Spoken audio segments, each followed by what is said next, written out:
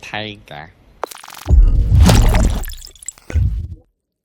If, like me, you've already watched the reviews from the launch of the new Tiger 800, you don't need me to tell you that it's had over 200 changes to the engine and chassis. You don't need me to tell you that it's got a shorter first gear, and you also don't need me to tell you that it's got a smaller, lighter, more compact exhaust. The intention for this video is for me just to give you a real world review of the bike, what it's like to ride in normal situations on normal roads, and I'll look at some of the bits that I like on the bike, some of the bits that maybe I don't like, but just to give you an overall impression of what it's like to own and ride one of these Tiger 800s.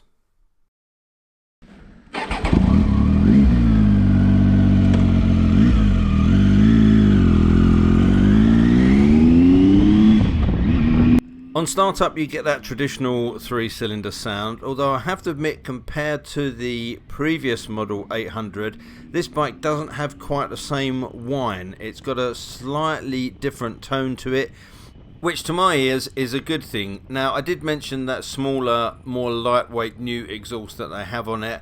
This bike that I have, and I was lent by Jack Lilly in Romford, or as they should be called now, I guess Triumph East London, was fitted with the aftermarket Arrow end can. Now, it did sound nice, but I have heard the stock exhaust and that sounds just as nice as well. So quite often when you buy a bike, one of the first changes as you make a change to personalise it is to change the end can.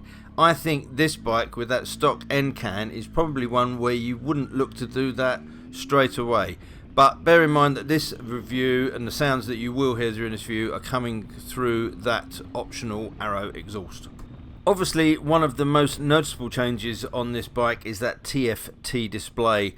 And you can see from the footage here just how easy that display is to read. I think it's a big improvement over the old analog dials, and you've got a lot of capability to change the way it looks and the information it gives you. But I'll keep that for a separate video for those that are interested. Another thing that really impressed me from the start on this bike was the wind protection. That adjustable screen does a really good job of keeping the wind off, and I didn't find I had any buffeting issues from it at all. Now, I had those consistently on my KTM, and this was a big improvement. That's probably helped by the new deflectors that sit at the base of the screen, which do a good job of deflecting that wind. And the adjustability is really easy as well. You just grab it, pull it up, push it down, and it's one-handed. You can do it on the move. I really like that. That's a really clever innovation. The stock mirrors are excellent, really good rear visibility. They clear your shoulders well, excellent view from those, and no vibrations at all on them. I was really impressed. Probably some of the best mirrors I've had on a bike for quite some time. The plastic handguards look like they'll do a job. They're big enough to give you some decent hand coverage. I guess if you're going to be taking this off-road where it's likely to get dropped a bit more, you may want to swap those out for something a bit tougher, maybe a set of bark busters.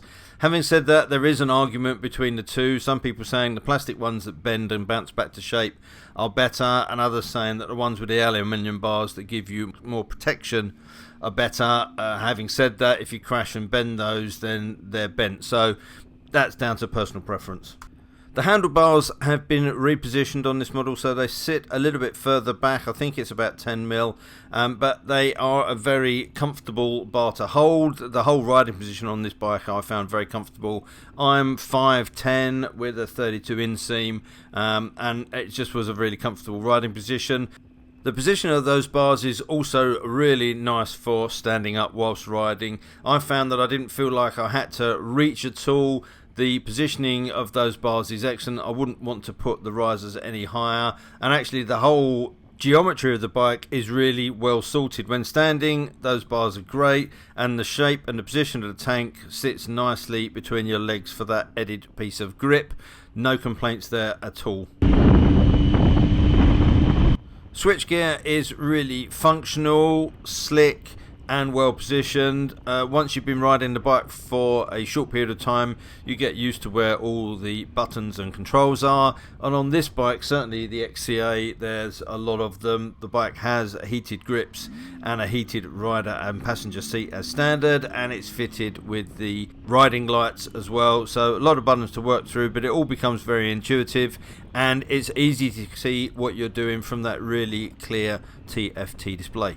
The controls are also backlit, so that's really handy when riding in poor weather or at night. It just gives you that little bit of help, and I didn't find them to be intrusive. They've just got a gentle glow. They don't get in the way and distract you at all, and that's a really nice upgrade on the new bike. Other points of comfort while I think of it, well, the seat, the stock unit is very comfortable, I have found. It's quite slim and quite narrow, so it gives you a good riding position, but it also gives you plenty of clearance to be able to get your feet down. The ride over height on this bike, as most adventure bikes are, can be relatively tall, but the seat comes as stock with adjustability, which is something that I really like. So you've got two positions. You just a case of removing the seat and pulling an elasticated bar from one setting to the next, and you can raise the seat an inch or so or lower the seat depending on how you want that. That's a really nice feature to have, particularly I guess if you're in a situation where you're maybe doing a lot of touring riding, but you've got some dirt roads and off-road sections to do as well. So if you want that little bit of extra confidence or that little bit of extra reach when the going gets rough, you just whip the seat off, move the bars, and away you go. Nice and easy, and no tools required. Now, I've said lots of positive things so far, so how about a negative? Well, one of the gripes that I've got with this bike is that there isn't a lot of room under the gear shifter. Now, I haven't got particularly big feet, but my size 9s, particularly in my off-road or touring boots, struggled to get between the chunky off-road foot peg and the gear shifter.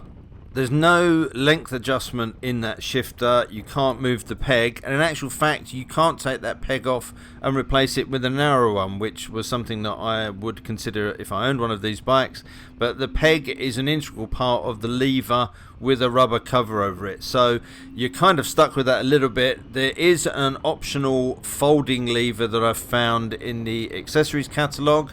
That's another £80 expense, and I'm not entirely sure if that's any longer or offers you any other adjustment over the stock unit. On the subject of comfort again, what is this bike actually like to ride on real everyday roads? Well, I have to say that the combined WP suspension on this bike seemed to work flawlessly. It's got a set of White Power 43mm upside down forks on the front. Those forks have got rebound and compression damping adjustability on them, which is a nice thing, although there is no preload adjustment. On the rear you've got another White Power shock, a monoshock, which has got a remote oil reservoir. That has got an hydraulically adjustable preload, and it gives you 215mm of travel on the rear and 220mm of travel on the front. Now, with those technical details out of the way, I have to say on the British roads, and particularly these country lanes that I ride around in Essex, they worked faultlessly. The damping was really good, the control was really good. I will probably, if I own the bike, start to play around with it a little bit just to get the best settings, and that's only because I weigh over 200 pounds, so I would probably want to just adjust those a little bit to suit me. But no complaints over it at all. It gives you a really pleasant, smooth, flying carpet like ride on lots of different road surfaces. The XCA model that I'm riding comes fitted as standard with Bridgestone Battle Wing tyres. I found those to be pretty good. I don't know what they're like in the wet. It was dry when I was riding them. Some of the road surfaces were a bit sketchy in the lanes and a little bit damp and a little bit slippy. It seemed to deal with those well. There was really good feedback and control from the tyres, good under braking. I think they're a good match with the bike, and of course, unless you want to start getting a little bit more serious off-road, but then you do have the option of Pirelli Scorpion Rally tyres that can be fitted if you know you're going to be spending more time in the dirt than on the tarmac.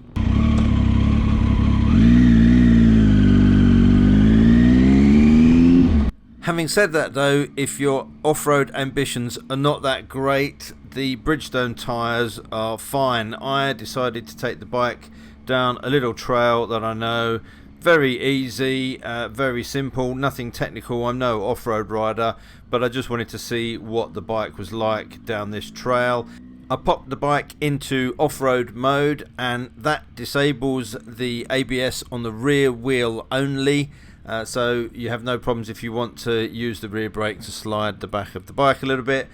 It also amends the traction control on the rear wheel, so the rear wheel can spin 50% more than the front wheel. That allows for a braking traction for the wheel to continue to spin and to spin up a little bit. It's not going to sort of suddenly bog you down with the traction control robbing you of power when you need it most, but it's also not going to allow that to spin out of control and you potentially end up losing the back end. What it does mean is that you can do some quite nice hero power slides on the dirt out of it without really risking too much.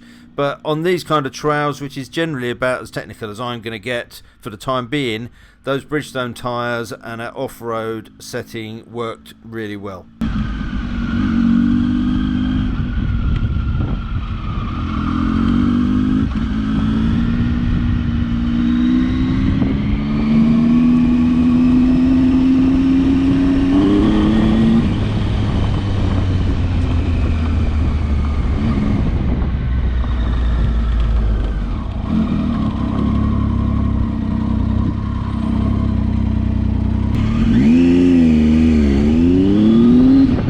So we've seen what it's like on country roads. What's it like around town?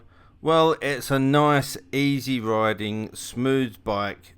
Manoeuvrable, easy to filter. Yep, no problems with it whatsoever. The gearbox is nice, it's really slick, it's nice and tight. Do it like a tiger. And that comfortable high riding position that adventure bikes gives you great visibility, and it's perfect for around town. So in summary, for me, this is a great all-round bike, a bike you can ride all year round and can do pretty much most of what I want to do, and actually can probably do more than I'll ever need it to do. If you choose to go for the XCA, which is the top spec in the more off-road focused bike, it's not going to be a cheap choice. These bikes retail at £12,700. Now you do get a lot of kit on that. A lot of stuff that you would buy extra for the bikes is already included. Things like a center stand, heated grips, heated rider seat, heated passenger seat, the off-road pro mode on this model, the auxiliary running lights, and a whole host of other bits and pieces. So it comes pretty much fully kitted out, and really the only thing I would look to add to this, other than maybe a few trinkets, would be some luggage if I was going to go touring or wanted to carry some bits and pieces around with me. But if you can't stretch to that, then there are some deals to be had with ex-demo and nearly new 2018 model year Tigers.